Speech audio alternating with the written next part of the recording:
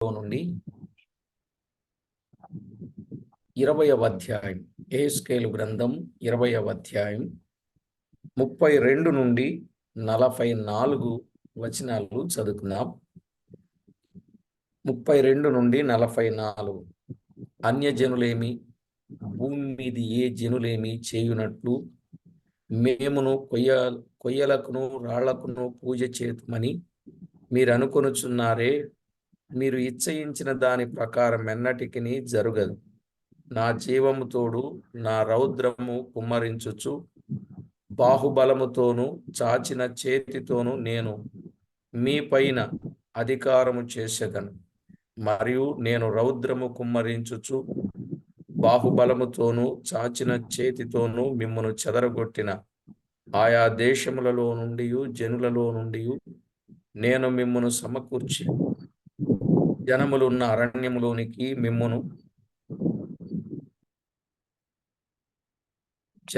అరణ్యములోనికి మిమ్మును రప్పించి అక్కడ ముఖాముఖిగా మీతో వ్యాజ్యమాడెదను. ఇదే యెహోవా వాక్కు. ఐగుప్తీయుల దేశపు అరణ్యములో నేను మీ పితరులతో వ్యాజ్యమాడినట్టు మీతోనూ వ్యాజ్యమాడెదను. ఇదే ప్రభువైన యెహోవా వాక్కు. చేతి కర్ర క్రింద మిమ్మును దాటించి నిబంధనకు లోబరిచెదను. మరియు నా మీద తిరుగుబడు వారిని దోషము చేయు వారిని మీలో ఉండకుండా ప్రత్యేకించెదను. తాము కాపురమున్న దేశములో నుండి వారిని రప్పించెదను గాని నేను యెహోవానని మీరు తెలుసుకున్నట్లు వారు ఇశ్రాయేలు దేశములో ప్రవేశించరు. ఇశ్రాయేలు ఇంటి వారలారా, మీరు నా మాట వినని ఎడల మీరు పెట్టుకొనిన విగ్రహములను మీకిష్టమైనట్టుగా పూజించుకొనుడి గాని మీ అర్పణల చేతను మీ విగ్రహముల చేతను నా పరిశుద్ధ నామమును అపవిత్రపరచకుడి అని ప్రభువైన యెహోవా సెలవిచ్చుచున్నాడు. నిజముగా ఇశ్రాయేలీల ఉన్నతమైన కొండయగు నా పరిశుద్ధ పర్వతమందు దేశములోనున్న ఇశ్రాయేలీలందరూ నాకు సేవ చేయుదురు. ఇదే ప్రభువైన యెహోవా వాక్కు. అచ్చటనే నేను వారిని అంగీకరించెదను. అచ్చటనే మీ ప్రతిష్ఠితమైన అర్పణలను మీ ప్రథమ ఫలదానములను ప్రతిష్ఠితములగు మీ కానుకలనన్నింటినీ నేను అంగీకరించెదను. జనములలో నుండి నేను మిమ్మును రప్పించునప్పుడు, మిమ్మును చెదరగొట్టిన ఆయా దేశములలో నుండి మిమ్మును సమకూర్చునప్పుడును పరిమళ ధూపముగా మిమ్మును అంగీకరించెదను. అన్యజనుల ఎదుటను మీ మధ్యను నన్ను నేను పరిశుద్ధపరచుకొందును. మీ పితరులకిచ్చేదనని నేను ప్రమాణపూర్వకముగా చెప్పిన దేశమునకు, అనగా ఇశ్రాయేలీల దేశమునకు నేను మిమ్మును రప్పించున్నప్పుడు నేనే యెహోవానని మీరు తెలుసుకొందురు. అచ్చట చేరి మీ ప్రవర్తనను మిమ్మును మీరు అపవిత్రపరచుకొనిన మీ క్రియలన్నింటినీ మనసునకు తెచ్చుకొని మీరు చేసిన దుష్క్రియలను బట్టి మిమ్మును మీరే అసహించుకొందురు. ఇశ్రాయేలీలారా, మీ దుర్మార్గతను బట్టియు మీ కాని చేష్టలను బట్టియు కాక నా నామమును బట్టియే నేను మీకు ఇలాగున చేయగా నేనే యెహోవానని మీరు తెలుసుకొందురు. చదవబడిన ఈ లేఖనం కొరకై చిన్న ప్రార్థన చేద్దాం. జీవాధిపతి అయిన మా దేవ, కనికర సంపన్నుడా, మీ ఘననామానికి స్తోత్రం. చదివిన లేఖన భాగమును దీవించి మా అందరితో తేటగా మాట్లాడి మహిమ పొందుతారని కోరుచు మా ప్రభువైన యేసు క్రీస్తు నామమున స్తోత్రము చెల్లించి ప్రార్థించి వినయులమై వేడుచూ ఉన్నాం మా పరమ తండ్రి, ఆమేన్. ప్రభునందు ప్రియులారా, మనము చదువుకున్న దైవ గ్రంథములో గొప్ప సంగతులు ఈ వచన భాగాలలో మనము చూస్తాం. ఈ అధ్యాయములో మనము కొన్ని విషయాలు జ్ఞాపకం చేసుకున్నప్పుడు, పెద్దల విచారణ యెహోవా నిరాకరించినట్లుగా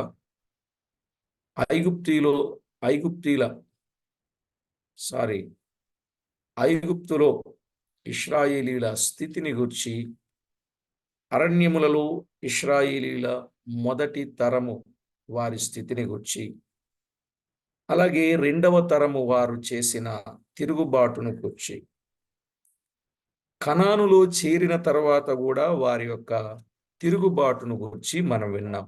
అవును కదండి? అక్కడి వరకు మనం విన్నాం. ఇప్పుడు 32 నుండి 44 వచనాలలో యెహోవా వాగ్దానము, తీర్పు, విడుదల అనేది మనకి కనబడుతుంది. యెహోవా వాగ్దానము, తీర్పు, విడుదల. ఆయన అన్నారు, అన్యజనులు చేయునట్లు కొయ్యలకు, రాళ్లకు పూజ చేస్తున్నారు వాళ్ళు. అన్యజనులు చేయునట్లు కొయ్యలకు, రాళ్లకు పూజ చేతు మరి మీరు అనుకొనుచున్నారే. మీరు ఇచ్చయించిన దాని ప్రకారము ఎన్నటికీ జరగదు. మిమ్మును చెదరగొట్టిన ఆయా దేశములలో నుండి మిమ్మును సమకూర్చుదును. 32 నుండి 34 వచనాలలో ఆ మాట మనము చూస్తాం. ఏమన్నాడండి?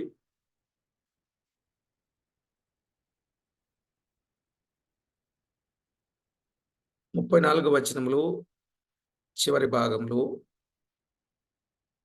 బాహుబలముతోనూ చాచిన చేతితోనూ మిమ్మును చెదరగొట్టిన ఆయా దేశములలో నుండి జనులలో నుండి నేను మిమ్మును సమకూర్చి, ఆయన సమకూరుస్తాను అని చెప్తున్నాడు. వారేమో కొయ్యలకు, అన్య దేవతలకు, రాళ్లకు పూజ చేసి దేవునికి కోపం పుట్టించినప్పటికీ కూడా ఆయన దయావాత్సల్యమును బట్టి వారికి ఒక వాగ్దానము చేస్తున్నట్లుగా మనము చూడగలం. యెషయా గ్రంథములో 27వ అధ్యాయం, యెషయా గ్రంథం 27వ అధ్యాయం 12-13 వచనాలు. ఆ దినమున యూఫ్రటీస్ నదీ ప్రవాహము మొదలుకొని ఐగుప్తు నది వరకు యెహోవా తన ధాన్యమును త్రొక్కును. ఇశ్రాయేలీలారా, మీరు ఒకరినొకరు కలుసుకొని కూర్చబడుదురు. ఇశ్రాయేలీలారా, మీరు ఒకరినొకరు కలుసుకొని కూర్చబడుదురు. ఆ దినమున పెద్ద బూర ఊదబడును. అష్షూరు దేశములు నశింప సిద్ధమైన వారును, ఐగుప్తు దేశములు వెలివేయబడిన వారును వచ్చెదరు. యెరూషలేములోనున్న పరిశుద్ధ పర్వతమున యెహోవాకు నమస్కారము చేయుదురు. ఈ మాటలు అర్థమవుతున్నాయండి? అర్థమవుతున్నాయా? వారేమో మొదటి తరము తిరుగుబాటు చేశారు, రెండవ తరము తిరుగుబాటు చేశారు, కనానులో చేరిన తర్వాత కూడా తిరుగుబాటు చేశారు. అయినా దేవుని వాగ్దానం. ఇది ఎంతో విశేషమైన సంగతి ప్రియులారా. అయినా దేవుని వాగ్దానం, నేను సమకూరుస్తాను, మీరు ఒకరినొకరు కలుసుకొని కూర్చబడుదురు, వెలివేయబడిన వారును వచ్చెదరు, యెరూషలేములోనున్న పరిశుద్ధ పర్వతమున యెహోవాకు నమస్కారము చేయుదురు అని చెప్పాడు. ఇర్మియా గ్రంథం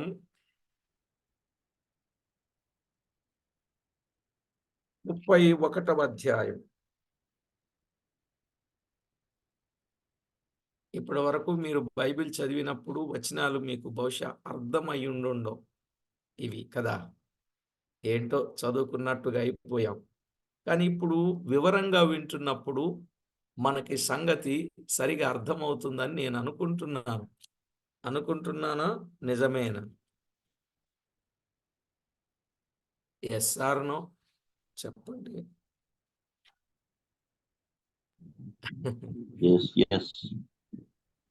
ఓకే. ఇర్మియా గ్రంథం 31వ అధ్యాయం 8వ వచనం చూడండి. ఉత్తర దేశములో నుండి నేను వారిని రప్పించుచున్నాను. గుడ్డివారినేమి, కుంటివారినేమి, గర్భిణులనేమి, ప్రసవించు స్త్రీలనేమి, బూదిగంతముల నుండి అందరినీ సమకూర్చుచున్నాను. మహాసంఘమై వారిక్కడికి తిరిగి వచ్చెదరు. చూశారండి? వాళ్ళు అన్యజనులు పెట్టుకున్న దేవతలను మొక్కి కొయ్య రాళ్ళు వాటికి పూజ చేస్తూ ఉన్నారని అనుకుంటున్నారే, నిజమే, వాళ్ళు చేసిన మాట వాస్తవమే. కానీ దేవుడు వాళ్ళకు ఒక వాగ్దానం చేస్తున్నాడు. ఆ వాగ్దానాన్ని నెరవేరుస్తాడు. వారికి తీర్పు తీరుస్తాడు. వారికి విడుదలనిస్తాడని యెహోవా వాగ్దానము, తీర్పు, విడుదల అని మనము 32 నుండి 44 వచనాలు చదువుకున్నాం. ఎవరెవరిని రప్పిస్తాడు? గ్రుడ్డివారు, కుంటివారు, గర్భిణులు, ప్రసవించే స్త్రీలు, బూదిగంతముల నుండి. సహజంగా వీళ్ళని విడిచిపెడతారు, కానీ వీళ్ళను కూడా సమకూరుస్తానని చెప్తా ఉన్నాడు. అంటే మిగిలిన వారందరినీ సమకూరుస్తానని కదా. కనుక ఆయన వాగ్దానము ప్రకారం ఇశ్రాయేలీలు సమకూర్చబడుచున్నారు. జనములు అరణ్యములో మీతో వ్యాజ్యమాడుదురు. జనములు అరణ్యములు మీతో వ్యాజ్యమాడుదు. ఐగుప్తులో అరణ్యములు వ్యాజ్యమాడినట్లే ఆడుదును అన్నాడు. అక్కడ వ్యాజ్యమాడినట్లే వ్యాజ్యమాడుతాను అని చెప్పాడు ఆయన. 20వ అధ్యాయం యెహెజ్కేలు గ్రంథం 20వ అధ్యాయం 35, 36 వచనాలు. జనములున్న అరణ్యములోనికి మిమ్మును రప్పించి అక్కడ ముఖాముఖిగా మీతో వ్యాజ్యమాడెదను. ఇదే యెహోవా వాక్కు. ఐగుప్తీయుల దేశపు అరణ్యములో నేను మీ పితరులతో వ్యాజ్యమాడినట్టు మీతోనూ వ్యాజ్యమాడెదను. ఇదే ప్రభువైన యెహోవా వాక్కు. చూసారా వారికి తగిన తీర్పు ఏ విధంగా చేస్తున్నాడు. ఇక్కడ మనము ప్రభు వచ్చినప్పుడు ఇశ్రాయేలీలు పొందనైన తీర్పును ఈ వచనాలు చూపుచూ ఉన్నాయి. వారు పొందనై ఉన్న తీర్పు. చేతి కర్ర క్రింద మిమ్మును దాటించి నిబంధనకు లోబరచెదను. చేతి కర్ర, మీరు బైబిల్ గ్రంథంలో చేతి కర్ర, దుడ్డు కర్ర, కర్రల ప్రసంగం ఉంది, తెలుసు కదా మీకు. కర్రల ప్రసంగం చేశారు ఎవరైనా? బహుశా చేసి ఉంటారులేండి. కర్రలున్నాయి. ఈ చేతి కర్ర అనేది దేవుని చట్టమును చూపుచూ ఉన్నది. చేతి కర్ర అనేది దేవుని చట్టమును చూపుచున్నది. నిబంధన అనగా ఇశ్రాయేలీయులు వారితో చేయు క్రొత్త నిబంధన. నిబంధన అంటే ఇశ్రాయేలీయులు వారితో చేయు క్రొత్త నిబంధన. ఇర్మియా గ్రంథం 31వ అధ్యాయం. ఇర్మియా గ్రంథం 31వ అధ్యాయం 31 నుండి 34 వచనాలు చూడండి. ఇర్మియా గ్రంథం 31వ అధ్యాయం 31 నుండి 34 వచనాలు. ఇదిగో నేను ఇశ్రాయేలు వారితోనూ యూదా వారితోనూ క్రొత్త నిబంధన చేయు దినములు వచ్చుచున్నవి. ఇదే యెహోవా వాక్కు. అది ఐగుప్తులో నుండి వారిని రప్పించుటకై నేను వారిని చేయి పట్టుకొనిన దినమున వారి పితరులతో నేను చేసిన నిబంధన వంటిది కాదు. నేను వారి పెనిమిటినైనను వారు ఆ నిబంధనను భంగము చేసుకొనిది. ఇదే ప్రభువు, ఇదే యెహోవా వాక్కు. ఈ దినములైన తరువాత నేను ఇశ్రాయేలు వారితోను యూదా వారితోను చేయబోవు నిబంధన ఇదే. వారి మనసులలో నా ధర్మ విధి ఉంచెదను.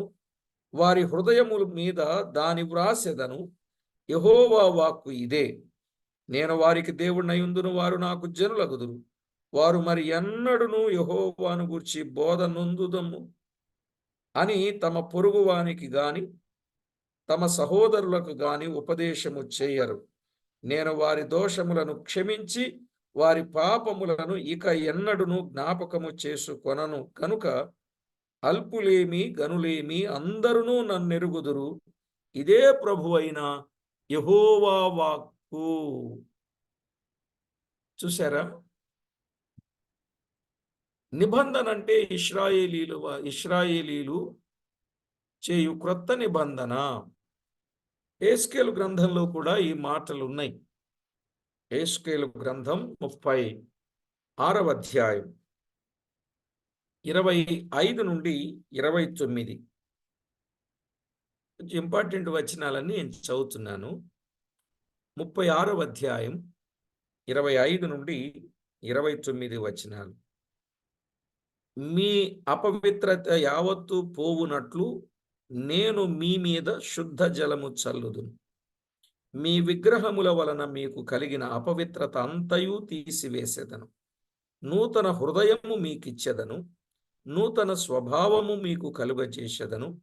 రాతి గుండె మీలో నుండి తీసివేసి మాంసపు గుండె కలుగచేసెదను మీకిచ్చెదను. నా ఆత్మను మీ అందుంచి నా కట్టడలను అనుసరించు వారిని గాను నా విధులను గైకొను వారిని గాను మిమ్మును చేతును. నేను మీ పితరులకిచ్చిన దేశములో మీరు నివసించెదరు. మీరు నా జనులయ్యుందురు. నేను మీ దేవుడనయుందును. సకలమైన అపవిత్రతను పోగొట్టి నేను మిమ్మును రక్షింతును. మీకు కరువు రానియక ధాన్యమునకు ఆజ్ఞ ఇచ్చి అభివృద్ధి పరతును. చూశారండి, దేవుని వాక్యములో వ్రాయబడిన మాటలు. నిజంగా వారు మాటి మాటికి దేవుణ్ణి విసిగించిన వారయ్యారు, బాధ పెట్టిన వారయ్యారు, సంతాపము కలుగ చేసిన వారయ్యారు, దుఃఖపెట్టిన వారయ్యారు. అయినా దేవుడు ఏ క్షణమున వారిని విడిచి పెట్టడం లేదు. దైవ వాక్కులను ఆయన నెరవేరుస్తున్నాడు. వాగ్దానములను నెరవేరుస్తున్నాడు. నిబంధనను స్థిరపరుస్తున్నాడు. నా మీద తిరుగుబడి వారిని ప్రత్యేకించెదను. తాము కాపురమున్న దేశములో వారిని రప్పించెదను గాని వారు ఇశ్రాయేలు రాజ్యములో ప్రవేశింపరు అన్నాడు. వారిని రప్పిస్తాను గాని ఇశ్రాయేలు దేశములో వారిని ప్రవేశింపరు. 28వ వచనం. మరియు నా మీద తిరుగుబడిన వారిని దోషము చేయు వారిని మీలో ఉండకుండా ప్రత్యేకించదను. తాము కాపురమున్న దేశములో నుండి వారిని రప్పించదను గాని నేను యెహోవానని మీరు తెలుసుకొనున్నట్లు వారు ఇశ్రాయేలు దేశములో ప్రవేశింపరు. చూసుకోండి, వారు ఇశ్రాయేలు దేశములో ప్రవేశింపరు. వారిని ప్రత్యేకపరుస్తా, వారిని తీసుకొస్తా, వారిని సమకూరుస్తా, వారితో నిబంధన చేస్తా. కానీ నా మీద తిరుగుబడిన వారిని, దోషము చేయు వారిని మీలో ఉండకుండా ప్రత్యేకిస్తా అన్నాడు. అంటే మంచివారితో పాటు చెడ్డవారు కూడా వెళ్ళారుగా చర్కి. అక్కడ నుండి వారిని విడిపిస్తా, వారిని నడిపిస్తా, వారికి నిబంధన స్థిరపరుస్తా. కానీ నా మీద తిరుగుబడి వారిని, దోషము చేయు వారిని అన్నాడు. వారికి ఏమున్నది? వారి విషయంలో ఏం చేస్తున్నాడో మనకు అర్థమవుతుంది కదా. 34వ అధ్యాయం 17వ వచనం, 21వ వచనం, 17. నా మంద 17 అండి, యెహెజ్కేలు గ్రంథం. నా మంద మీ విషయమై దేవుడైన యెహోవానగు నేను సెలవిచ్చున్నదేమనగా, గొర్రెకును మధ్యను, గొర్రెలకును పొట్టేళ్లకును మధ్యను, గొర్రెలకును మేకపోతులకు మధ్యను భేదము కనుగొని నేను తీర్పు తీర్చెదను అన్నాడు. అర్థమైందండి ఈ వచనం? ఏమన్నాడు? నా మంద, మీరందరూ నా మంది, నేను విడిపిస్తా, మిమ్మల్ని నడిపిస్తా, నిబంధన స్థిరపరుస్తా. అయితే గొర్రెకును మధ్య, గొర్రెలకును పొట్టేళ్లకును మధ్య, గొర్రెలకును మేకపోతులకు మధ్య భేదము కనుగొని నేను తీర్పు తీరుస్తా అని చెప్పాడు. నా మంద అని పిలిచి ఆ విధంగా ఆయన చెబుతా ఉన్నాడు. అలాగునని 21వ వచనం, 34:21. మీరు భుజముతోనూ ప్రక్కతోనూ త్రోసి కొమ్ములతో రోగము గల వాటినన్నింటినీ పొడిచి చెదరగొట్టెదరు. వాళ్ళలో వాళ్ళకే ఏమన్నాడు? మీరు భుజముతోనూ ప్రక్కతోనూ త్రోసి కొమ్ములతో రోగము గల వాటినన్నింటినీ పొడిచి చెదరగొట్టెదరు. చూశారా? లోకములో ఉన్న మనము ప్రత్యేకింపబడిన జనాంగముగా ఎందుకు ఉండాలో ఈ వచనాలు మనకి తెలియజేస్తా ఉన్నాయి. దేవుడే భుజముతోనూ ప్రక్కతోనూ త్రోసి కొమ్ములతో రోగము గల వాటినన్నింటిని పొడిచి చెదరగొట్టెదరు అన్నాడు. కనుక ఇక్కడున్న మాట ఇంకొక వచనంలో కూడా మనము చూడొచ్చు. మలాకీ గ్రంథం 3వ అధ్యాయం 3వ వచనం. జకర్యా మలాకీ గ్రంథం 3వ అధ్యాయం 3వ వచనం. మలాకీ 3:3. వెండిని శోధించి నిర్మలము చేయువాడైనట్లు కూర్చునియుండును. లేవీయులు నీతిని అనుసరించి యెహోవాకు నైవేద్యములు చేయునట్లు వెండి బంగారములను నిర్మలము చేయు రీతిని ఆయన వారిని నిర్మలులను చేయును అన్నాడు. అర్థమైందండి? ఆయన ఏం చేస్తాడంట? వెండిని శోధించి నిర్మలము చేయువాడైనట్లు కూర్చునియుండును. లేవీయులు నీతిని అనుసరించి యెహోవాకు నైవేద్యము చేయునట్లు వెండి బంగారములను నిర్మలము చేయు రీతిని ఆయన వారిని నిర్మలులను చేయును. ఆయన వారిని నిర్మలులను చేయును అన్నాడు. చెదరగొడతానన్నాడు, అంటే భేదము కలుగజేసి తీర్పు తీరుస్తానన్నాడు. అక్కడ నుండి చెదరగొడతానన్నాడు. ఇక్కడ నిర్మలులను చేస్తాను అన్నాడు. దీనిని బట్టి అర్థం ఏమవుతుంది? తేలిగ్గా చెప్తానండి. చీకటిని వెలుగును ఆయన కలిసి ఉండనీయడు. అవునా? పాపమును పరిశుద్ధతను ఆయన కలిసి ఉండనీయడు.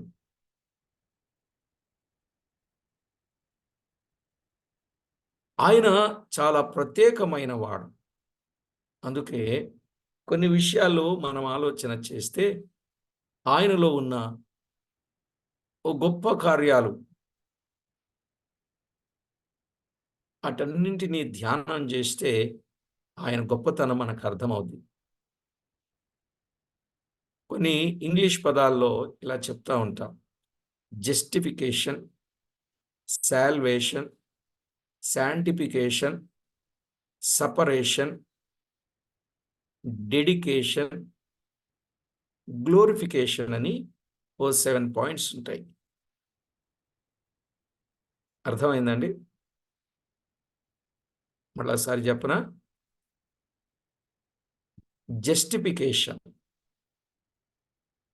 Salvation, sanctification, separation, dedication, glorification అని ఆయనను గుర్చిన విషయాలు ఎంత గొప్పవో ఎరిగిన వారికి ఆయన చేసే కార్యాలు గొప్పవిగా కనబడతాయి. సరే, ఇదే మలాకీ గ్రంథములో మరొక మాట చదువుకుంటే 4వ అధ్యాయం 1 నుండి 3 వచనాలు మనము చదువుకోవాలి. 1 నుండి 4వ అధ్యాయం 1 నుండి 3 వచనాలు. ఏలయనగా నియమింపబడిన దినము వచ్చుచున్నది, కొలిమి కాలునట్లు అది కాలును. గర్విష్ఠులందరూ దుర్మార్గులందరూ కొయ్య కాలువలే ఉందురు. వారిలో ఒకనికిని వేరైనను చిగురైనను లేకుండా రాబోవు దినము అందరినీ కాల్చివేయునని సైన్యమునకు అధిపతియగు యెహోవా సెలవిచ్చుచున్నాడు. అయితే నా నామమందు భయభక్తులు గలవారగు మీకు నీతి సూర్యుడు ఉదయించును, అతని రెక్కలు ఆరోగ్యము కలుగజేయును గనుక మీరు బయలుదేరి క్రొవ్విన దూడలు గంతులు వేయునట్లు గంతులు వేయుదురు. నేను నియమింపబోవు దినమున దుర్మార్గులు మీ పాదముల క్రింద ధూళి వలె ఉందురు. మీరు వారిని అణగద్రొక్కుదురని సైన్యములకు అధిపతియగు యెహోవా సెలవిచ్చుచున్నాడు. చూసారా, దేవుడు చేసే కార్యం ఎంత గొప్ప కార్యమో ఆ దినమున జరిగే సంగతి. గర్విష్ఠులు గాని దుర్మార్గులు గాని కొయ్యకాలు వలె ఉండిపోతారు. అసలు వారిలో వేరైనను చిగురైనను లేకుండా చేస్తాడు. ఆయన నామమందు భయభక్తులు గల వారికి నీతి సూర్యుడు ఉదయిస్తాడు అన్నాడు.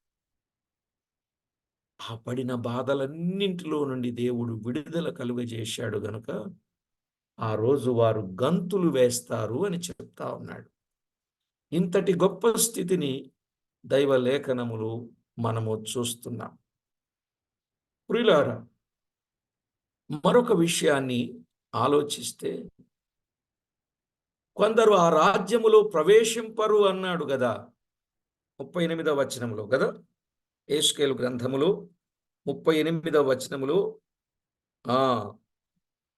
కొందరు ప్రవేశింపరు. చివరి భాగం, వారు ఇశ్రాయేలు దేశములో ప్రవేశింపరు అని చెప్పాడు. కొందరు ప్రవేశింపరంటే దేవుడు వారిని సపరేషన్ చేస్తున్నాడు అన్నమాట. గురుగులను గోధుమలను వేరు చేస్తాడా లేదా? క్రొత్త నిబంధన ప్రకారంగా గొర్రెలలో నుండి మేకలను వేరు చేస్తానన్నాడా లేదా? మత్తయి సువార్తలో చెప్పండి, చేస్తానన్నాడు. కనుక గొర్రెలను మేకలను వేరు చేస్తాడు, గోధుమలను గురుగులను వేరు చేస్తాడు. గురుగులనేమో ఆరని అగ్నిలో పోస్తాడు, గోధుమలనేమో పొట్టులో పోస్తాను అని చెప్పాడు. కాబట్టి కొందరు ప్రవేశిస్తారు, కొందరు ప్రవేశించడానికి అవకాశం లేదు. సమకూర్చబడిన ఇశ్రాయేలీయులందరూ ఆయన రాజ్యములో చేరరు. కఠినులు శిక్షించబడతారు, యోగ్యులైన వారే రక్షించబడి ఆయన రాజ్యములో చేరుదురు. ఆ రోజు వారి విషయంలోనూ అలా ఉంది. క్రొత్త నిబంధన క్రైస్తవులమైన మన విషయంలోనూ అలాగుననే ఉన్నట్లుగా మనము చూస్తాం. ప్రియుల, యెషయా గ్రంథం 10వ అధ్యాయంలో ఈ మాటలు మనము గమనిస్తాం. యెషయా గ్రంథం 10వ అధ్యాయం 22 నుండి మనము చదువుకుంటే,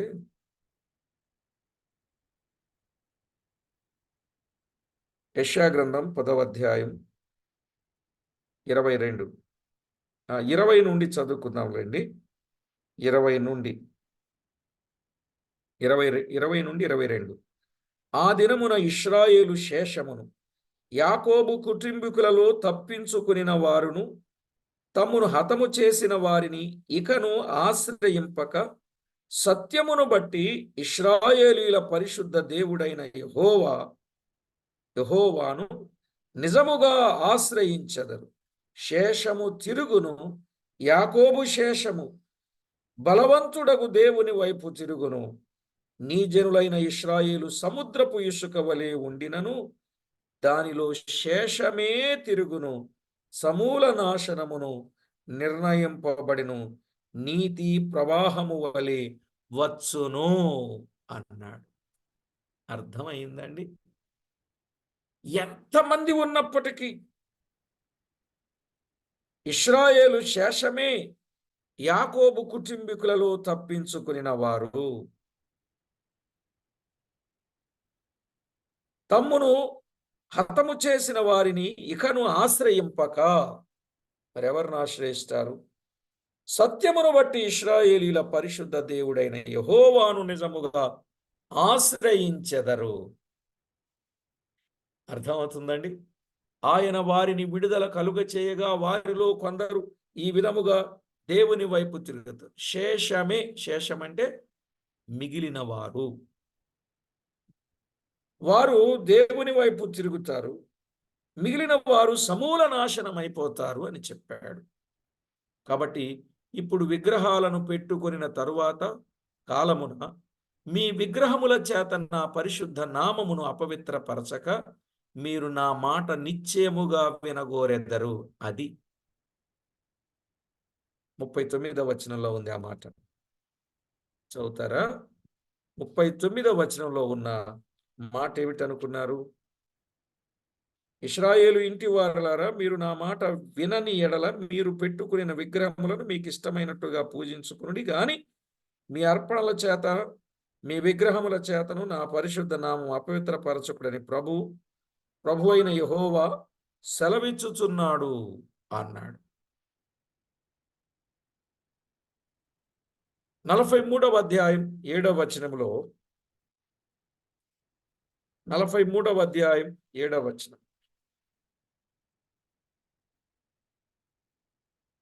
43వ అధ్యాయం 7వ వచనంలో, నరపుత్రుడా, ఇది నా గద్దె స్థలం, నా పాదపీఠం, ఇక్కడ నేను ఇశ్రాయేలీయుల మధ్య నిత్యమును నివసించెదను. వారు ఇకను జారత్వము చేసి తమ రాజుల కళేబరములకు ఉన్నత స్థలములను కట్టి తామైనను తమ రాజులైనను నా పరిశుద్ధ నామమును అపవిత్రపరచక యుందురు. నాకును వారికి నీ మధ్య గోడ మాత్రముంచి అన్నాడు. నా పరిశుద్ధ నామమును అపవిత్రపరచక యుందురు అన్నాడు. హోషేయ గ్రంథం 2వ అధ్యాయం 15-16 వచనాలలో కూడా మనము ఆ విషయాన్ని చూస్తాం. హోషేయ గ్రంథం 2వ అధ్యాయం 15-16 వచనాలలో, అక్కడ నుండి దానిని తోడుకొని వచ్చి దానికి ద్రాక్ష చెట్ల నెత్తును ఆకోరు శ్రమగల లోయను నిరీక్షణాస్పదముగా చేసేదను. బాల్యమున ఐగుప్తు దేశములో నుండి అది వచ్చినప్పుడు నా మాట వినినట్లు అది ఇచ్చట నుండి నా మాట వినును. నీవు బయలు అని పిలువక నా పురుషుడవు అని పిలుతువు. ఇదే యెహోవా వాక్కు. బయలు అంటే పుట్టినట్లో యజమానుడు, నా పురుషుడవు అంటే భర్త. ఇది వరకు బయలు అంటే విగ్రహారాధనకు సూచన కదా, అవును కదండి. ఇచ్చట నుండి నా మాట వినను. అంతకు ముందు నువ్వు వినలేదు, కానీ ఇచ్చట నుండి నా మాట నువ్వు వింటావు. ఇది వరకు నువ్వు బయలని పిలిచావు, ఇప్పుడు నన్ను బయలని పిలువక నా పురుషుడవు అని పిలుతువు. దేవుడు ఎంత గొప్పవాడో చూడండి. దేవుడు తన ప్రజలు దేవుడు ఎవరో ఎరుగునట్లుగా దేవుడు చేసే కార్యాలు ఇంత గొప్పగా ఉంటాయి అని మనకు అర్థమవుతుంది. అర్థమైందండి? నిజముగా ఇశ్రాయేలీయుల ఉన్నతమైన కొండ మీద నా పరిశుద్ధ పర్వతమందు ఇశ్రాయేలీయులందరూ సేవ చేయుదురు అన్నాడు. నా పరిశుద్ధ పర్వతం మీద ఇశ్రాయేలీయులు సేవ చేస్తారు. 40వ వచనం అండి. మనం ప్రతి వచనములో ఉన్న వాస్తవాన్ని గుర్తిస్తున్నాం కదా. 40వ వచనంలో ఏమన్నాడు చదువుతున్నా. నిజముగా ఇశ్రాయేలీయుల ఉన్నతమైన కొండయగు నా పరిశుద్ధ పర్వతమందు దేశములోనున్న ఇశ్రాయేలీయులందరూ నాకు సేవ చేయుదురు. ఇదే ప్రభు అయిన యెహోవా వాక్కు.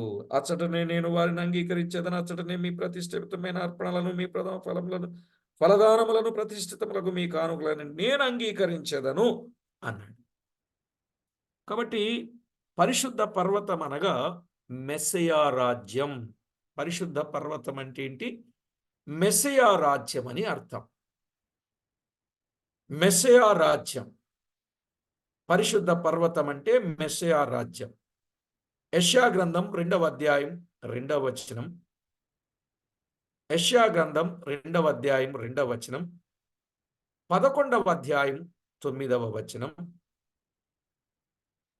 11వ అధ్యాయం 9వ వచనం, 32వ అధ్యాయం 12వ వచనం, 65వ అధ్యాయం 25వ వచనం. రాశారా? టైం లేదు. ఈ అధ్యాయం ఈరోజు ముగించాలని ఆశ. లేకపోతే నెక్స్ట్ క్లాస్‌కి తక్కువైపోతుంది. అందుకే కొంచెం స్పీడ్‌గా. పరిశుద్ధ పర్వతం అంటే మెస్సియా రాజ్యం అని అర్థం. అచ్చటనే నేను వారిని అంగీకరించదనన్నాడు 40వ వచనం. కానీ మలాకి గ్రంథం 3వ అధ్యాయం 4వ వచనంలో ఏమన్నాడు? మలాకి గ్రంథం 3:4లో మిమ్మును చెదరగొట్టిన ఆయా దేశములలో నుండియు ఆయా దేశములు సమకూర్చినప్పుడు పరిమళ ధూపముగా మిమ్మును అంగీకరించెదను. పరిమళ ధూపముగా మిమ్మును అంగీకరించెదను అన్నాడు. ఇది 41వ వచనం. యెహెజ్కేలు గ్రంథం 20:41. జనులలో నుండి నేను మిమ్మును రప్పించినప్పుడు మిమ్మును చెదరగొట్టిన ఆయా దేశములలో నుండి మిమ్మును సమకూర్చినప్పుడు పరిమళ ధూపముగా మిమ్మును అంగీకరించెదను.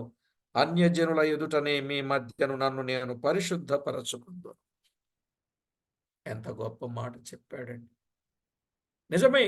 మలాకి గ్రంథం 3:4 ప్రకారంగాను, యెషయా గ్రంథం 8వ అధ్యాయం 13వ వచనం, యెషయా గ్రంథం 8:13 అప్పుడు మీరు చేసిన దుష్క్రియలను బట్టి మిమ్మును మీరే అసహ్యించుకొందురు. వారు చేసిన దుష్క్రియలను ఇప్పుడు వారు అసహ్యించుకునేటట్లుగా చేస్తాను అన్నాడు. 43వ అధ్యాయం 4వ వచనం, 36వ అధ్యాయం 31వ వచనం, 36వ అధ్యాయం 31వ వచనం. అప్పుడు మీరు మీ దుష్ప్రవర్తనను మీరు చేసిన దుష్క్రియలను మనసునకు తెచ్చుకొని మీ దోషములను బట్టి హేయక్రియలను బట్టి మిమ్మును మీరు అసహ్యించుకొందురు. మీరు చేసినవే మీకు అసహ్యం అయిపోతాయి. నిజంగా రక్షించబడిన వారండి, వారు ఒకప్పుడు చేసిన పాపాలు కానీ ఆ సంగతులు కానీ ఎవరైనా ఎత్తితే వాటిని అసహ్యించుకుంటారు. నిజమా కాదు? మరి ఈరోజు అసహ్యించకుండా వాటితోనే ఉన్నారంటే వీళ్ళు మారినట్ట, ప్రత్యేకింపబడినట్ట, దేవుని పిల్లలు అయినట్ట, వారి పేరు జీవగ్రంథములో వ్రాయబడినట్ట, వారి అగ్నికి సిద్ధమైనట్ట. మీరే ఆలోచన చేయండి. ఇశ్రాయేలీలారా, మీ దుర్మార్గతను బట్టి కాక నా నామమును బట్టి నేను మీకు ఇలాగు చేయగా నేను యెహోవానని మీరు తెలుసుకొందురు అన్నాడు 44లో.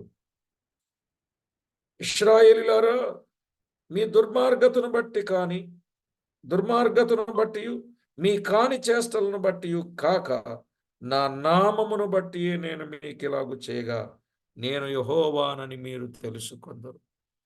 నిజంగా దేవుడు వారికి సంగతిని సరిగా వివరించడానికి ఆయన చేసిన పనులు మనం చూస్తున్నాం. ఇప్పటి వరకు మనం చదువుకున్న 32 నుండి 44 వచనాలలో ఉన్న వాస్తవం ఇది. దేవుని వాగ్దానము, తీర్పు, విడుదల అనేది మనం విన్నాం. ఇక 45 నుండి 49 వచనాలు, 45 నుండి 49 వచనాలు ఒకసారి చదువుతానండి, జాగ్రత్తగా వినండి. ఇదే యెహోవా వాక్కు. మరియు యెహోవా వాక్కు నాకు ప్రత్యక్షమయ్యేలాగు సెలవిచ్చిన నరపుత్రుడా, నీ ముఖము దక్షిణపు తట్టు త్రిప్పుకొని దక్షిణ దేశమునకు ప్రకటింపుము. దక్షిణపు అరణ్యమును గూర్చి ప్రవచించి ఇట్లనము, దక్షిణ దేశమా యెహోవా మాట ఆలకించుము. ప్రభువైన యెహోవా సెలవిచ్చినదేమనగా, నేను నీలో అగ్ని రాజబెట్టెదను. అది నీలోనున్న పచ్చని చెట్లన్నింటినీ ఎండిన చెట్లన్నింటినీ దహించును. అది ఆరిపోకుండా నుండును. దక్షిణ దిక్కు మొదలుకొని ఉత్తర దిక్కు వరకు భూముఖమంతయు దాని చేత కాల్చబడును. అది ఆరిపోకుండా యెహోవానైన నేను దానిని రాజబెట్టితినని సమస్తమైన జనులకు తెలియబడును. అయ్యో ప్రభువా యెహోవా, వీడు గూఢమైన మాటలు పలుకువాడు కాడా అని వారు నన్ను గూర్చి చెప్పుదురని నేనంటిని. ఇక్కడ 45 నుండి 49 వచనాలు దక్షిణ దేశమును గూర్చి ప్రవచనం. 45 నుండి 49 వచనాలు దక్షిణ దేశమును గూర్చి ప్రవచనం. ఇక్కడ గమనిక ఏంటంటే, హెబ్రీ బైబిల్ నందు 21వ అధ్యాయములో బైబిల్లో 20, 40 5తో ఆరంభించి 21:32తో ముగించబడినది. హెబ్రీ బైబిల్లో 20 నుండి 45తో ఆరంభించి 21 నుండి 32తో ముగించబడింది. దీని యందు 3 పెద్ద భాగాలున్నాయి. దీని విషయం యెహోవా ఖడ్గము అనున్నది. దీని యందు 3 పెద్ద భాగములు. మొదటి పెద్ద భాగం ఏంటనుకున్నారు? 20వ అధ్యాయం 45 నుండి 21-23 వచనాలు. 20వ అధ్యాయం 45 నుండి 21-23 వచనం. దీని యందు 4 విషయములు ఉన్నాయి. దీనిలో 4 విషయాలు ఉన్నాయి. 20వ అధ్యాయం 45 నుండి 49లో మనము చదువుకున్నప్పుడు దక్షిణము దక్షిణ దేశపు అరణ్యమును 3 మాటలు. దక్షిణ దేశపు అరణ్యమును 3 మాటలు. యూదాదేశమనియు అది అగ్నిచేత పూర్తిగా దహింపబడుననియు ప్రవక్త సూచించుచూ ఉన్నాడు. ఇక్కడ అగ్ని యెహోవా తీర్పునకును పరిశుద్ధపరచబడుటకు సూచన. అగ్ని తీర్పునకును పరిశుద్ధపరచబడుటకును సూచన. ప్రవక్త చెప్పినట్లు క్రీస్తు శకం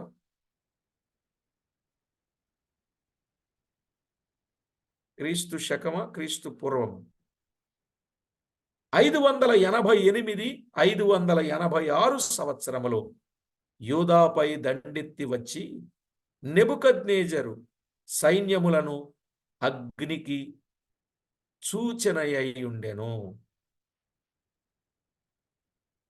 అగ్నికి సూచనగా ఉన్నట్లు చూస్తాం.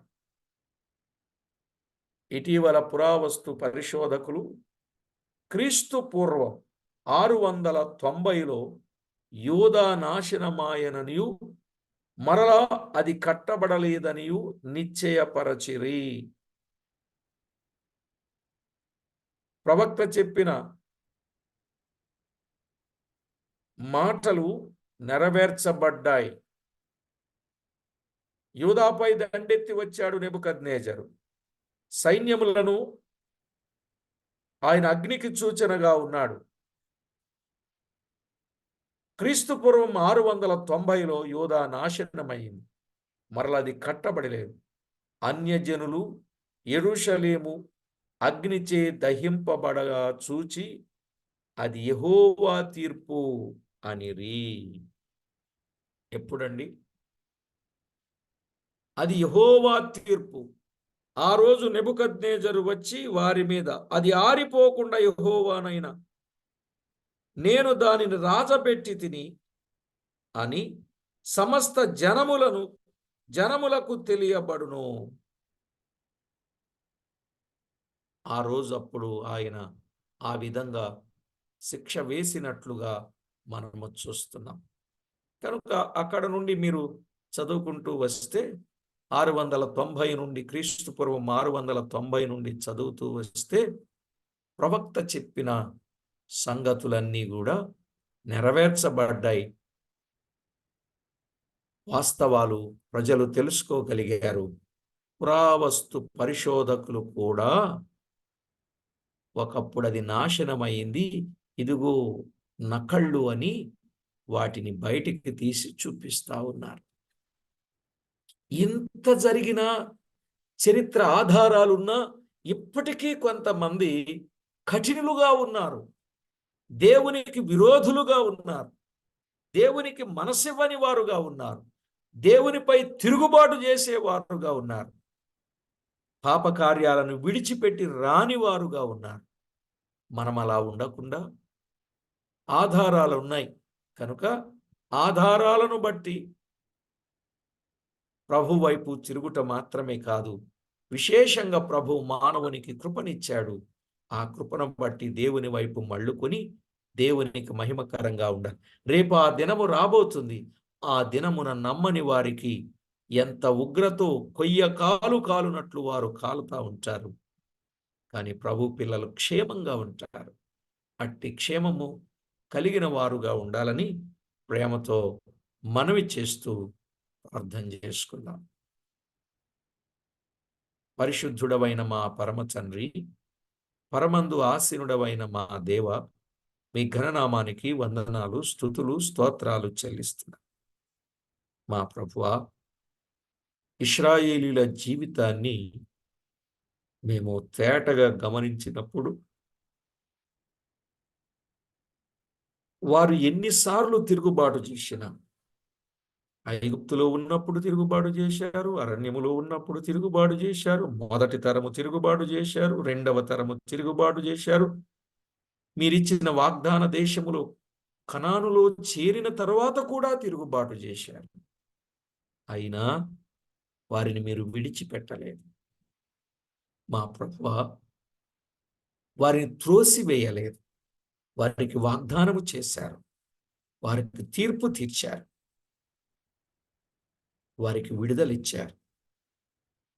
ఇవన్నీ మేము వింటున్నప్పుడు మాకెంతో గొప్ప పాఠం నేర్పిస్తున్నారు.